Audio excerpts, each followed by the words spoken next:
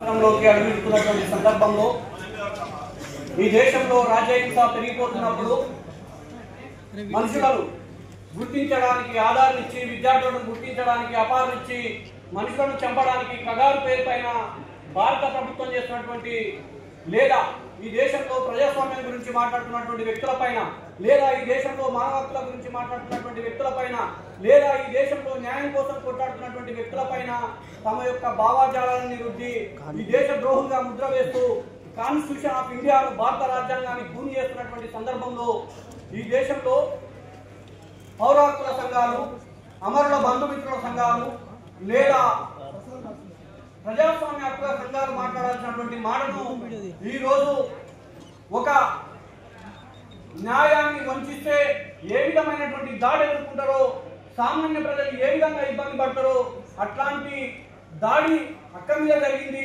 వారు మాట్లాడాల్సినటువంటి సందర్భం ఈరోజు భారత రాజ్యాంగం గురించి ఎవరు పౌర సమాజం మొత్తం కూడా నిర్వీర్యమైపోయి మాట్లాడిన సందర్భంలో మాట్లాడుతున్నటువంటి అక్క తెలంగాణ అస్తిత్వం ఆత్మగౌరవం సాంస్కృతిక ఉద్యమాన్ని నడుపుతున్నటువంటి దాంతో పాటు రాజ్యాంగ పరిరక్షణ ఉద్యమాన్ని నెత్తికెత్తుకున్నటువంటి అక్క కవితక్క గారికి ధన్యవాదాలు తెలియజేస్తూ ఈ రోజు మరి ఇంత జరుగుతున్న ఈ దేశంలో న్యాయ వ్యవస్థ లేదా అని చెప్పేసి మనకు డౌట్ రావచ్చు.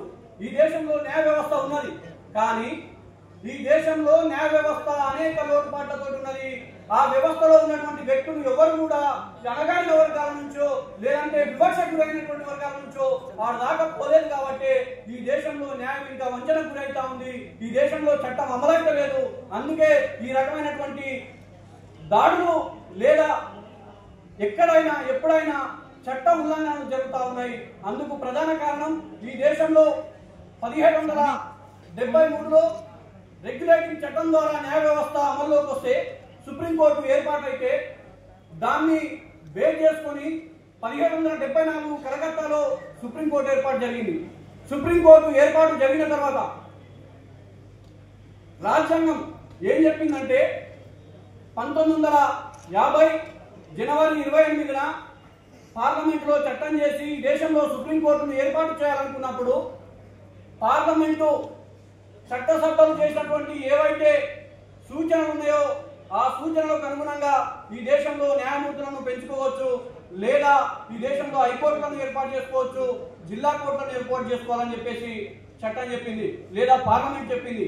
అయితే ఈ సందర్భంలో ఇప్పటి వరకు కొలీజియం వ్యవస్థను తీసుకొచ్చి ఎక్కడ కూడా న్యాయ వ్యవస్థలో అణగారిన వర్గాల యొక్క గొంతుకలు రాకుండా, ఆ యొక్క సమాజం నుంచి ప్రజలు రాకుండా కేవలం తాతలు పోతే తండ్రులు పోతే వారి మనమలు వచ్చేటువంటి వ్యవస్థను ఈ దేశ న్యాయ వ్యవస్థలో కొలీజియం వ్యవస్థ ద్వారా చొప్పించారు.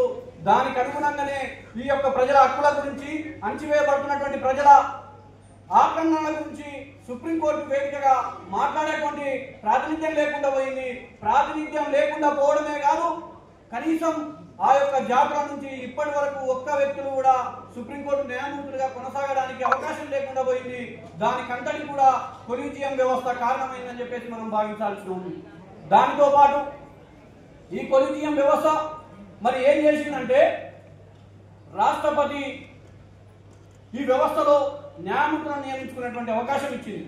కానీ న్యాయమూర్తులను నియమించుకునేటువంటి అవకాశం కొలీజియం వ్యవస్థకుంటే ఇంతవరకు ఒక్క బీసీని, ఒక్క ఎస్సీని, ఒక్క ఎస్టీని, ఎస్టీలలో ఆదివాసీలలో ఇంకా అణచివేయబడుతున్నటువంటి కులాలను ఇప్పటి వరకు సుప్రీంకోర్టు జడ్జీలు కాకుండా అడ్డుకున్నది. ఒకవేళ వీరెవరైనా లేరేనని చెప్పేసి రాష్ట్రపతి ఆ బిల్లును తిప్పి పంపితే మళ్ళీ రెండోసారి తిప్పి పంపితే సచ్చినట్టు రాష్ట్రపతి కూడా ఆ బిల్లును కొలీజియం వ్యవస్థ సిఫారసు చేస్తే అమలు చేయాల్సిందే తప్ప దాన్ని పెండింగ్ లో పెట్టడానికి లేదు, రిటర్న్ చేయడానికి లేదు.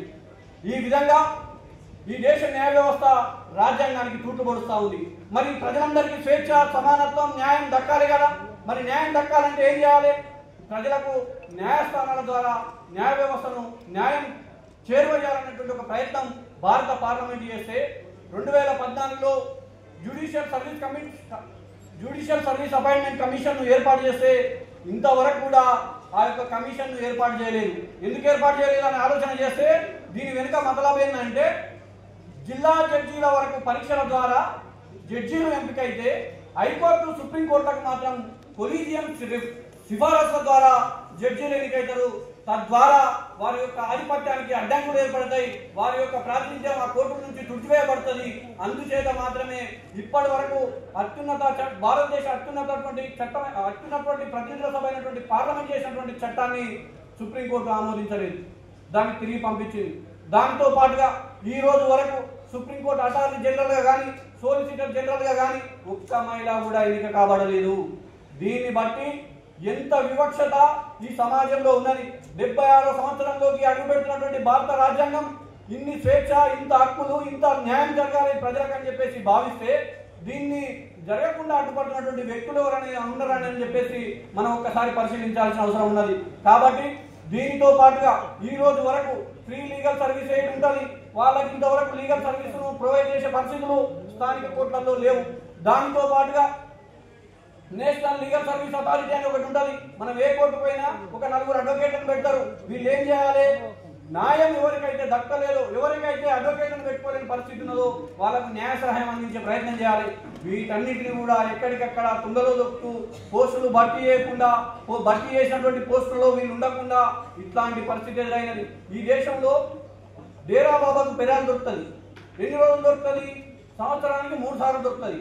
కానీ ప్రొఫెసర్ సాయిబాబాకు మాత్రం అండాల్సిన దిక్కవుతుంది. ఇవన్నీ మేము చెప్తలేము. ఈ దేశంలో ఉన్నటువంటి 2018కి ముందు, 2020కి ముందు ఆదాని, అంబానీ ఇప్పుడు ఏవైతే న్యూస్ ఛానళ్ళు కొనుగోలు చేసిరో ఆ న్యూస్ ఛానళ్ళు మొత్తం కొనుగోలు చేస్తూ ఉన్నాయి. ఏవైతే న్యూస్ ఛానల్ కొనుగోలు చేసిరో ఆ యొక్క ఛానళ్ళు చెప్పినాయి.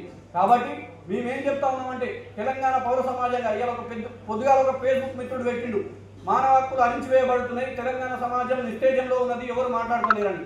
ఎవరు మాట్లాడతలేరు కాదు, ఈ సమాజం మొత్తం మాట్లాడుతూ ఉన్నది.